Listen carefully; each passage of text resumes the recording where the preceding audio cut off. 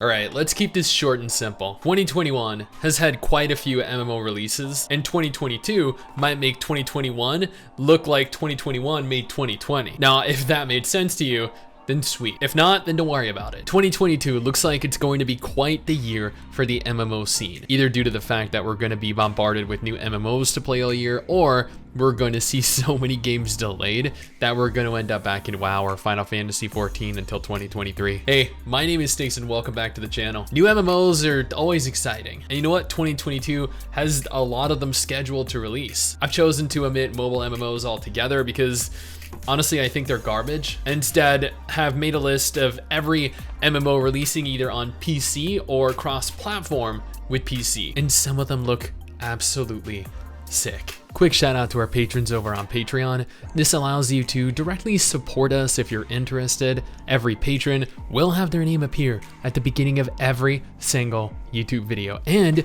you'll be immortalized in the MMO genre forever. Now, let's go ahead and jump in because, oh man, this video is already going to be a very long video.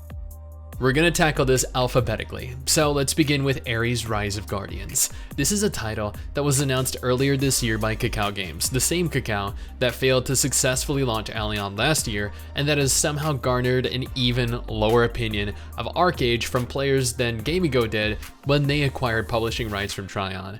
This is a PC exclusive MMORPG, and other than a short 30-second cinematic trailer, we actually have no information concerning the game other than the fact that it features a sci-fi setting and it is launching this year in 2022. Kakao was quoted as claiming it was launching as opposed to releasing into a test phase of any kind, so realistically, there should be a test phase coming in the very near future.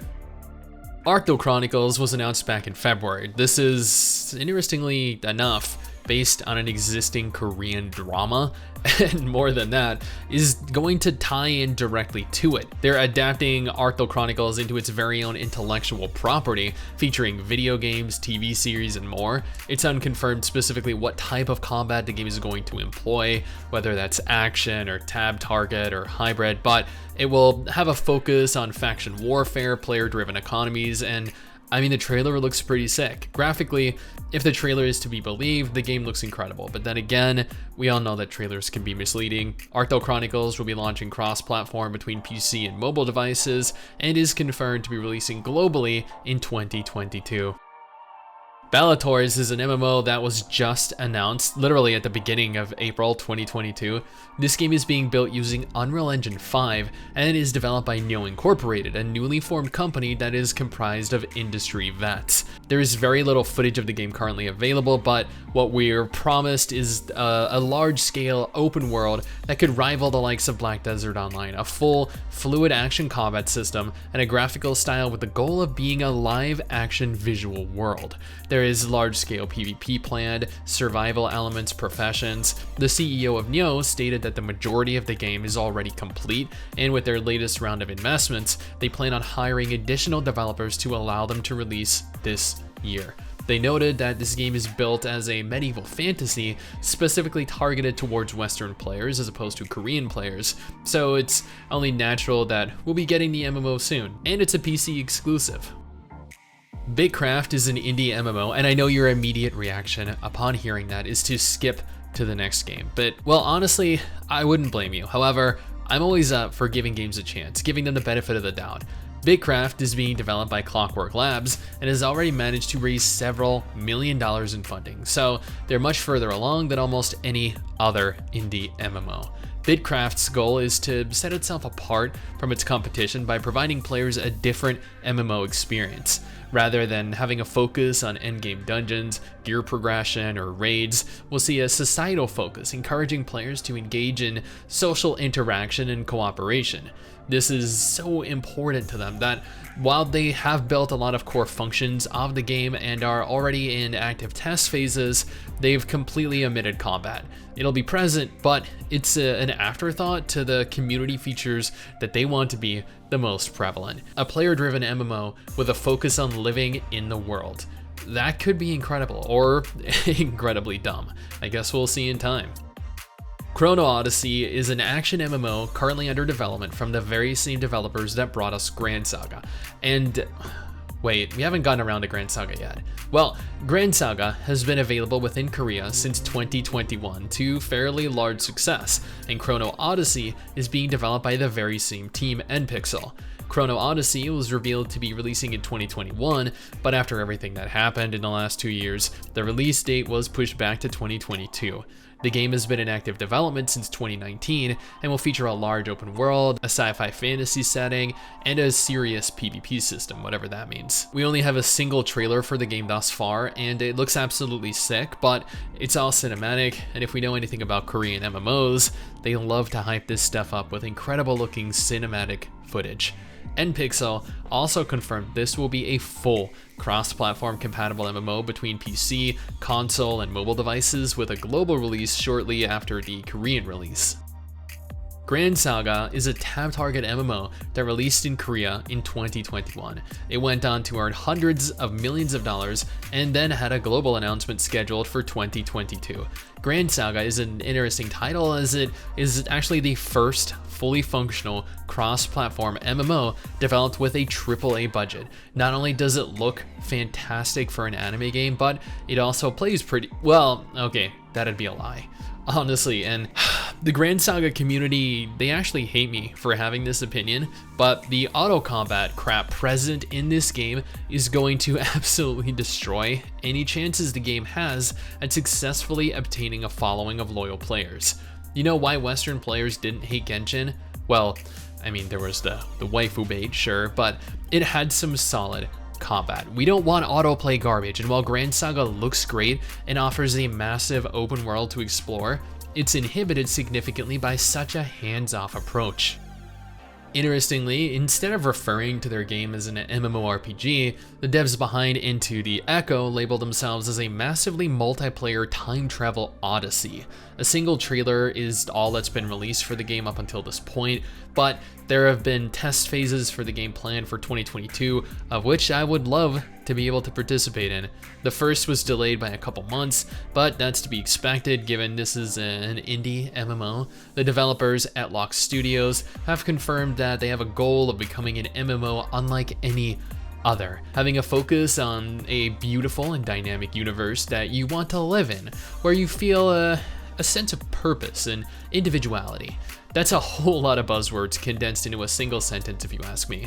Regardless, we haven't really seen any type of gameplay up until this point.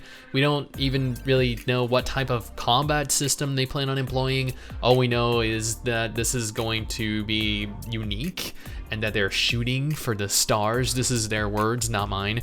Shooting them in the foot might be a more apt way of referring to it though. Now, if you were a fan of the unique wuxia or shansha aesthetic of Swords of Legends Online or Age of Wushu, then you'll love Justice Online. This is an MMO developed by NetEase and is one of the most popular MMOs within China. The game has been playable within China for some time now, but NetEase confirmed a month or two ago that they have a confirmed global release planned for 2022. This game utilizes a unique hybrid blend of action and tab target combat, something similar to Swords of Legends, or if you haven't played solo, then Guild Wars 2. The world itself is enormous. Think both Kalimdor and the Eastern Kingdoms in WoW, and then combined and then multiplied several times. While this isn't going to be the kind of success that Lost Ark has been, it's an MMO undertaking of monolithic proportions in terms of scale, and it is a PC exclusive. Honestly, I want to believe that this game is coming out in 2022. I do. I really, really do. But this game was supposed to come out in 2020. It proceeded to get delayed into 2021 with promises of a 2021 release, and then it got delayed into 2022. If it doesn't launch this year, then I think it's safe to give up hope of this ever launching, as after 3 delays totaling over 3 years, yeah, dude, it ain't gonna happen. Mad World, though, is a grimdark MMO, a term that I'd never heard of until this game. It boasts a completely hand-drawn art style presented to players in a 2D isometric perspective. Think Lost Ark, but drawn by hand with a budget 1/1000th the size. The game features a moderately sized world, has various different PvP game modes, actually utilizes mounted combat. Why can't more MMOs utilize mounted combat? Mounted combat is legit. one of the coolest features and would provide a purpose for those of us that farm mounts. Like literally, just I can imagine riding Invincible's reins, which I farmed years for, into battle, and then heroic leaping atop my trusty steed only to unleash a blade storm of destruction. That would have been the sickest thing I'd ever have had the pleasure of doing. This game is being built with HTML5, allowing for you to play via a PC client, via your browser, and is completely cross-platform compatible between PC, console, and mobile devices. ODIN Valhalla Rising is an MMO developed by Lionheart Studios. This was announced 2-3 years ago, I think, and was supposed to be Kakao's answer to Black Desert Online, with the difference being that this was going to be fully cross-platform compatible between PC and mobile devices. While the game released in South Korea last year and then proceeded to make hundreds of millions of dollars, it was revealed recently that Kakao plans on releasing the game to the global market this year. When I first covered Odin, I noted that the game utilized an auto combat feature, which I immediately slammed. There's no place for auto combat in a PC MMO. Hearing the complaints from other players, Kakao and Lionheart Studios actually proceeded to announce that they were in the process of working through removing autoplay for the Western version of the game, with a release date still scheduled for 2022. Rarely do developers listen, but I genuinely hope they manage to follow through with this promise. In 2005, an MMO was released, Perfect World. I devoted 2 years of my life to that game, and almost 2 decades later, we're getting a sequel with what is perhaps the most creative name a sequel could have ever gotten. Perfect New World. Chinese quality naming, boys. Perfect New World is being built cross-platform compatible between PC and console devices. There's no mobile cross-platform compatibility here. They're actually developing a separate mobile version exclusively titled I don't even want to read this out loud, but this mobile version is actually titled Perfect New World Mobile. Yeah, that's what they're opting to go with here. And this game will be entirely disconnected from this version. They began alpha or beta testing. They never specified which, just that they were beginning a test phase in 2021 and are looking to release the game globally. It's unconfirmed whether they plan on releasing globally simultaneously or within China first this year and then globally next year. The combat doesn't seem to be action oriented, and if its predecessor is anything to go off of, it's going to have an enormous open world. The trailer they released for the game though, man, gorgeous.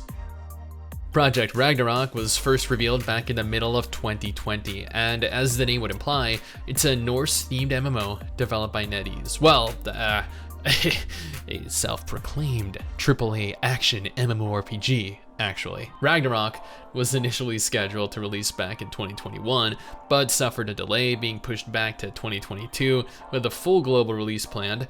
The game itself is gorgeous and features a large sandbox world for players to explore both by land and by air, but then again, so does Justice Online, so does Perfect New World, and yeah, it definitely doesn't seem as unique of a feature now in retrospect, but at the same time, every upcoming Chinese MMO seems to have flight in it, and every Western MMO seems to struggle to even want to implement functional mounts. What sets Ragnarok apart, theoretically though, is that NetEase have promised players will be able to travel to various different worlds, entire worlds dedicated to each of the realms in Norse mythology, adding additional layers to exploration. There's no class system present. Instead, players are going to earn Einherjar, which are souls with unique abilities and playstyles. So it's, I guess, kind of like Final Fantasy XIV, more or less, with no base class. Ragnarok will also be launching cross-platform between PC, console, and mobile devices. Honestly, I haven't heard anything pertaining to Rise in the last year, I think, which is a little bit disconcerting, but I'm hoping they're still on schedule. NXN, the developer, have no working titles under their company, so realistically, they kinda need this to be a success, or to, at the very least, launch. It has been in active development for the last several years, with repeated setbacks since 2020, but 2022 has to be the year, right? We have a single trailer released for the game and a small bit of information. On the one hand, this is going to be a medieval MMO, and they're always promising. Asian MMOs tend to do poorly over here in the West. It features full action combat and a small glimpse of the world and possibly what was a year ago in-game footage, perhaps. There are plans for a global launch, although it is unconfirmed whether it's going to be a simultaneous launch everywhere around the world, or if they're planning on launching it first within Asia this year and then globally next year. Thankfully, the game is releasing cross-platform onto both PC and console only, so there's no mobile crossplay functionality at all. This could be one of the biggest hits of 2022, Throne and Liberty, but given it's developed by NCSoft, it could also be one of the biggest flops of 2022. Throne and Liberty was touted as being the only direct competition for Lost Ark several years ago when both of the games were announced, and even featured a top-down isometric perspective, much like Lost Ark and Path of Exile. After years spent overhauling the game, we're getting so much better looking, but at the same time, admittedly much more generic game, a medieval fantasy-themed lineage MMO that looks as good as Black Desert, launching globally this year. NCSoft confirmed they have every intention of releasing in 2022 globally, simultaneously all around the world, featuring a fast-paced action combat system, a large world, and weather mechanics that are supposedly meant to change up how ranged classes play. This could be the innovative title that the genre needs, or it could just be more NCSoft trash, who knows. Tower of Fantasy is easily going to be the anime MMO of 2022. There's no contesting that opinion. There are no other anime MMOs launching other than Grand Saga, and that's autoplay garbage. Tower of Fantasy, on the other hand, is a full action MMO developed by Hada Studio. Tower of Fantasy is actually holding a closed beta test phase for its upcoming global launch this month. I have a video dedicated specifically for that for those of you that are interested. This game features a sci-fi setting and some pretty solid looking combat for an anime game. It has a large world, crisp anime aesthetics, which honestly is right up my alley, but did have some issues when it was released quite rushedly a few months ago within China, even going as far as having plagiarism charges filed against them. But you know what? Tower Fantasy is launching globally this year in 2022 and will be releasing cross-platform onto PC and mobile devices, with a console release confirmed and being actively worked on. And finally, World of Jade Dynasty, an MMO sequel to Jade Dynasty, which Perfect World Games shut down years ago. This is, interestingly enough, very similar to both Perfect New World and Justice Online. It has a Shansha setting, which is essentially, since I know I didn't touch on this earlier, but a fantasy martial arts style game. You can fly through the sky and perform some cool Asian themed magics. It looks to feature an action combat system and be set within a large open world. You know what? Honestly, what I said about Perfect New World pretty much applies here as well. I feel like other than its visual style, everything about World of Jade Dynasty is a carbon copy of Perfect New World. They're being actively developed by the same company, they share the same timetable, they have the same features, the same game engine. Honestly, I would not put it past them to just change, I don't like the character models a little bit, move around some trees and call this a brand new game. Regardless though, this is launching globally this year, and it was set to launch in 2021, but ended up getting delayed into 2022. Honestly, it might be delayed into 2023 as well, given how frequently this seems to happen in this genre. It's unconfirmed if this is going to be console compatible or if it's just going to ultimately release onto PC exclusively, because it does have a guaranteed PC release without any mobile crossplay functionality. And holy crap, man, that was a long video. Let's just let's just go ahead and call that there, because you know what, my throat hurts, my mouth is dry.